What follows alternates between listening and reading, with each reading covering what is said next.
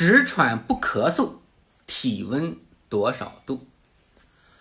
昨天讲了咳嗽和喘的3种情况啊，很多朋友啊挺有感触，但是提了一个疑问啊，于老师啊，你光说单纯咳和喘，咳喘和烧，但是有一种情况就是只喘它不咳，怎么回事？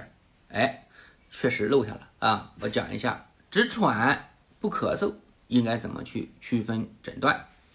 看什么呀？看体温，就是看体温。看着猪在那喘，精神有点稍微差，不爱吃刺儿，不爱吃料，不上槽，这个时候我们要什么？量体温呐。记住哈，水银体温计直长3分钟是标准操作啊，你别拿个什么电子体温计在那儿打啊，电子体温枪那不管用啊，也别用电子那个直肠内体温计，那玩意儿也有可能有差距。当然，如果你标记好了，没事也行啊。出个数据。